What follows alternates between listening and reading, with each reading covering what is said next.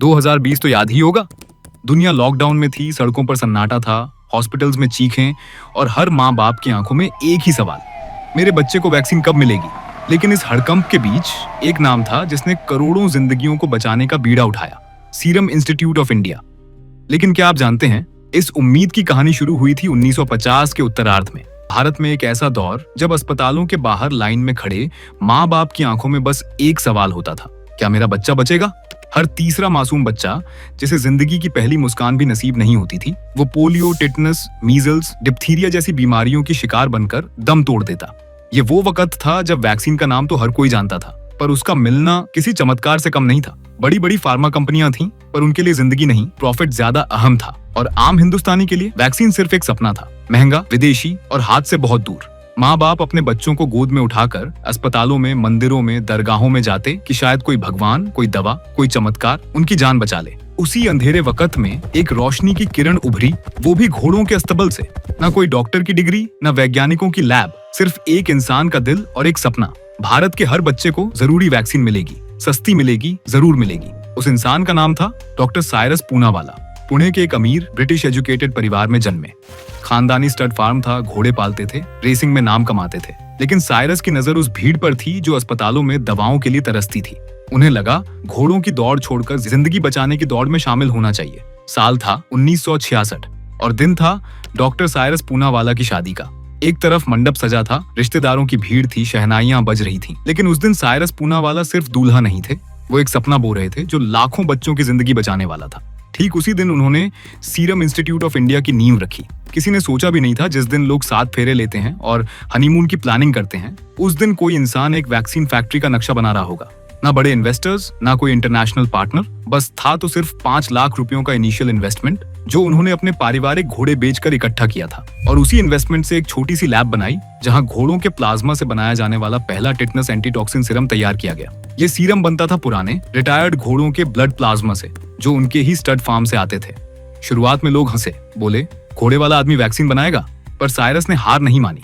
ना फार्मा की डिग्री थी, ना बायोटेक का एक्सपीरियंस, लेकिन जुनून था। डॉक्टर साइरस पूनावाला ने तय किया, अगर वैक्सीन बनानी है तो दुनिया के स्टैंडर्ड पर बनानी है। सिर्फ भारत ही नहीं, हर उस देश तक ये वैक्सीन पहुंचे जहां बच्चे दवा नहीं, किस्मत से जिंदा रहते हैं। सीरम इंस्टीट्यूट ने वर्ल्ड हेल्थ ऑर्गेनाइजेशन के स्ट्रिक्ट स्टैंडर्ड्स अपनाए। बड़े बड़े labs, ultra clean production zones, automation और हर वैक्सीन की क्वालिटी को इंटरनेशनल बेंचमार्क्स पर खरा उतारना, यही लक्ष्य था। 1990 आते आते सीरम इंस्टीट्यूट बन गया दुनिया का सबसे भरोसेमंद वैक्सीन निर्माता। सालाना 1.5 बिलियन डोज दुनिया के हर दूसरे बच्चे तक पहुंच रहे थे। तब बीमारियों की लिस्ट आज के एवरेज अमेज़न विश लिस्ट से काफी लंबी थी। ये वो साय थे जिनमें एक माँ की नींद उड़ जाती है और एक बाप की दुनिया सिमट जाती है।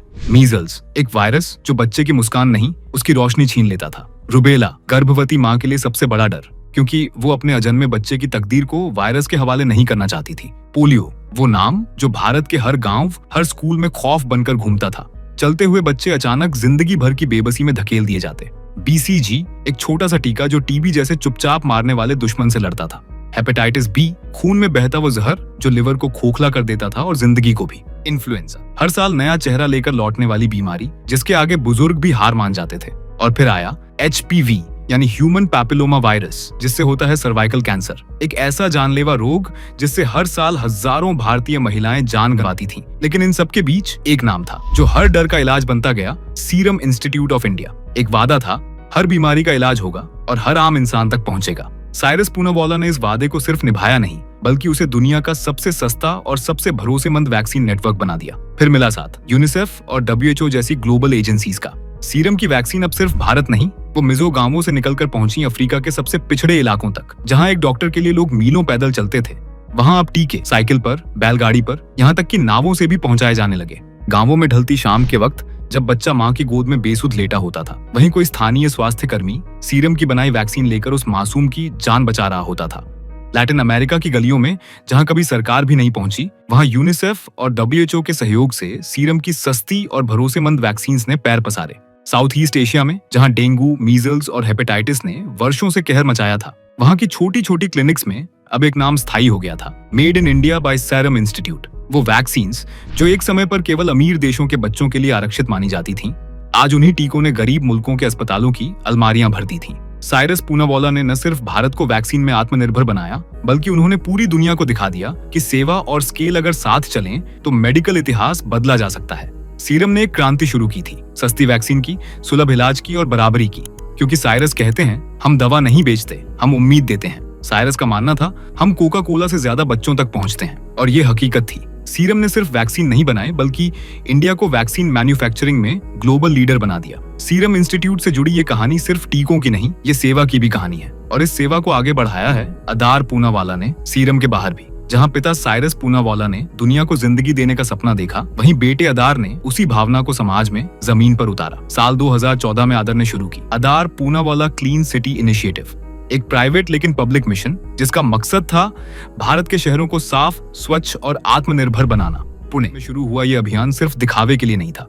100 से ज्यादा हाईटेक कचरा कलेक्शन ट्रक, हजारों टन कचरे की प्रोसेसिंग, सफाई कर्मचारियों को डिग्निटी और सुविधा, और एक नया संदेश, देश की सफाई सरकार से नहीं, जिम्मेदारी से होती है। फिर आया वो साल 2020, जब दुनिया थम गई थी, सड़कें सूनी थीं, स्कूल बंद थे, हर सांस में डर घुल चुका था। बुखार, खांसी और ऑक्सीजन की कमी, कोविड-19 ने जैसे इंसानियत को घुटनों पर ला दिया था। बड़े बड़े देश लाचार हो गए थे, विकसित राष्ट्र भी वैक्सीन की तलाश में भटक रहे थे, पर वहीं सीरम इंस्टीट्यूट ऑफ इंडिया थी, जो चुपचाप कमर कस चुकी थी। अब महामारी की रेस में पूरी दुनिया से आगे निकलने का संकल्प लिया था। ऑक्सफोर्ड एस्ट्राजेनेका ने जब अपनी वैक्सीन डिजाइन की, तो उसे बनाने के लिए उन्होंने भारत का रुख किया और दरवाजा खटखटाया सीरम का।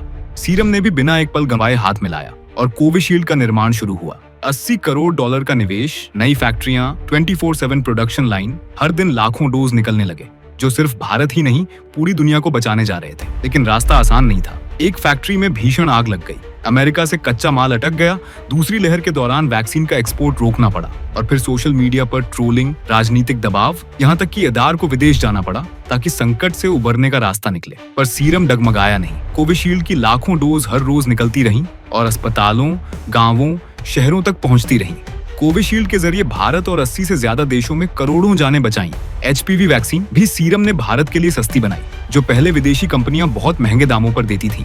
आज सीरम इंस्टीट्यूट की वैक्सीन 120 से ज्यादा देशों में जाती है, और ये अब केवल एक कंपनी नहीं, बल्कि एक वैक्सीन आंदोलन है। आदार पूनावाला ने सीरम की रिसोर्सेज के साथ साथ अपने ट्रस्ट से करोड़ों रुपए दान किए। PPE kits, medical supply, ICU उपकरण, यहाँ तक कि अस्पतालों के लिए सपोर्ट स्टाफ तक की व्यवस्था करवाई। उन्होंने PM केयर्स फंड में योगदान दिया, पुणे म्युनिसिपल कॉर्पोरेशन को सपोर्ट किया और देश भर के अस्पतालों को राहत पहुंचाई। आदार पूनावाला फाउंडेशन ने स्वास्थ्य, शिक्षा और स्वच्छता में लगातार सामाजिक निवेश किया है। जहां बड़े बड़े CSR केवल एनुअल रिपोर्ट्स में छपते हैं, वहां आदार ने जमीन पर चलकर लोगों की जरूरतों को समझा और उन्हें पूरा किया। आज भी पुणे में जब लोग स्वच्छता की बात करते हैं, तो आदार का नाम एक भरोसे की तरह लिया जाता है। सीरम इंस्टीट्यूट आज सिर्फ अतीत की कामयाबी नहीं, भविष्य का ब्लूप्रिंट भी है। R21 मलेरिया वैक्सीन, जो अफ्रीका के लिए उम्मीद है, dengue vaccine, monoclonal antibody therapy, intranasal Covid vaccine, और बहुत कुछ चुनौतियों पर काम आज भी चल रहा है। सीरम कंपनी आज भी प्राइवेट है, जबकि इसे पब्लिक करने के कई ऑफर आए। साइरस ने एक इंटरव्यू में कहा, the stakeholders would have been very upset because the valuation would have probably dropped to 2 to 3 and then come back, and at least I didn't have to answer all that anxiety. Padma Bhushan से लेकर Forbes की billionaire list तक साइरस पूनावाला का नाम आज एक global legacy है। पर उनकी सबसे बड़ी दौलत एक ऐसी दुनिया बनाना जहां वैक्सीन लग्जरी नहीं, एक हक है। और जब भी आप किसी क्लिनिक में किसी बच्चे को वैक्सीन लगते देखें, याद रखिए, उसके पीछे एक सपना है जो घोड़ों के अस्तबल से चला था और इंसानियत की सेवा तक पहुंचा। नाम है डॉक्टर साइरस पूनावाला। और ऐसी ही वीडियो के लिए फॉलो करें बिज़धूम।